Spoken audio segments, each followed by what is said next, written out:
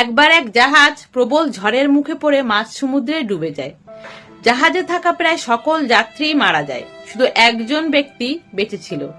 সৃষ্টিকর্তার ইচ্ছায় সেই ব্যক্তি অজ্ঞান অবস্থায় একটা নির্জন দ্বীপে গিয়ে পৌঁছায়। যখন মানুষটির জ্ঞান ফিরল, সে তখন আশেপাশে দেখে যে কোনো মানুষই নেই, সে সম্পূর্ণ নির্জন দ্বীপে একা। সে তখন কান্নায় ভেঙে পড়ল আর ঈশ্বরের কাছে প্রার্থনা করতে থাকলো যে ঈশ্বর, তুমি আমাকে কোথায় এনে ফেললে? এখন এই বিপদ থেকে তুমি আমাকে উদ্ধার করো। তুমি এমন কাউকে পাঠাও যে আমাকে এই নির্জন দ্বীপ থেকে উদ্ধার করতে পারে। কিন্তু সারা দিন কেটে গেল, কেউ এলো না। এইভাবে বেশ কয়েকদিন কেটে গেল, তাও কেউ এলো না। তখন সেই ব্যক্তি ধৈর্য হারিয়ে ফেলে, সে ঈশ্বরের প্রতি বিশ্বাস হারিয়ে ফেলে। সে তখন নিজেই বনের থেকে কাঠ কুড়িয়ে এনে সেই দিয়ে ছোট একটা কুঁড়ে ঘর তৈরি করলো তার নিজের জন্য। বনের ফলমূল, নারিকেল এই সমস্ত পেরে সে খেতে লাগলো। মাছ শিকার করেও খাওয়া শুরু করলো। এইভাবে আরো 1 মাস কেটে গেল।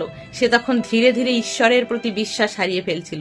সে ধরেই নিয়েছিল যে তাকে কেউ আর কখনো খুঁজে পাবে না, কেউ তাকে এই দ্বীপ থেকে উদ্ধার করবে না। এইভাবে আরো বেশ কিছুদিন কেটে যায়। সে প্রতিদিনের মতো জঙ্গলে যায় ফল কুড়াতে।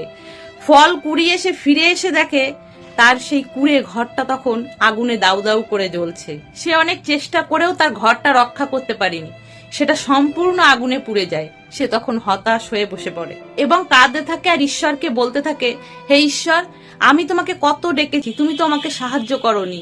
অনেক কষ্ট করে এই কুঁড়ে ঘরটা আমি নিজের জন্য বানিয়েছি, তুমি সেটাও আমার কাছ থেকে কেড়ে নিলে। তোমার মতো নিষ্ঠুর এই পৃথিবীতে বোধহয় আর কিছু নেই। এই নির্জন দ্বীপে তো আমি একা পড়ে আছি, তুমি তো আমাকে কখনো সাহায্য করতে আসোনি, তাহলে কেন আমার শেষ সম্বলটুকুও তুমি কেড়ে নিলে? এই বলে লোকটা ভীষণ কাঁদতে থাকে। এইভাবে সে সারা রাত ঈশ্বরকে দোষারোপ করতে থাকলো এবং এক সময় সে ঘুমিয়ে পড়ল। পরের দিন সকালে প্রচন্ড আওয়াজে তার ঘুম ভেঙে গেল। সে তখন সামনে তাকিয়ে দেখলো তারই দ্বীপের পাশে একটা বড় জাহাজ দাঁড়িয়ে আছে। সে তো দেখে ভীষণ আনন্দ পেল। সে দেরি না করে তাড়াতাড়ি সেই জাহাজে উঠে পড়ল। জাহাজে উঠেই সে আগে ক্যাপ্টেনকে জিজ্ঞাসা করলো যে আপনি কি করে জানলেন এই নির্জন দ্বীপে আমি একা পড়ে আছি? ক্যাপ্টেন তখন বলল যে আমরা দূর থেকে দেখতে পাচ্ছিলাম যে এই দ্বীপে কোনো আগুন জ্বলছে, তখন বুঝতে পারছিলাম হয়তো কেউ আছে, তাই আমরা এখানে এসেছি সেই আগুনের সংকেত পেয়ে। লোকটি তখন বুঝতে পারলো যে ক্যাপ্টেন যে আগুনের সংকেতের কথা বলছে সেটা তার পুড়ে যাওয়া ঘর। সে তখন ঈশ্বরের ইশারাটা বুঝতে পারলো যে ঈশ্বরেরই পরিকল্পনা ছিল তার ঘরে আগুন জ্বালিয়ে দিয়ে এই নির্জন দ্বীপ থেকে তাকে বের করানোর। লোকটি বুঝতে পারলো তার পরিকল্পনার থেকে ঈশ্বরের পরিকল্পনা অনেক বড়। সে তখন ঈশ্বরকে ধন্যবাদ জানায়। আমাদের জীবনেও যখন বিপদ আসে আমরা তখন ধৈর্য হারিয়ে ফেলে ঈশ্বরকেই দোষারোপ করতে থাকি, কিন্তু আমরা কেউ জানি না যে আমাদের জন্য তার কি পরিকল্পনা। হয়তো অনেক কিছু ভালো তিনি ভেবে রেখেছেন আমাদের জন্য।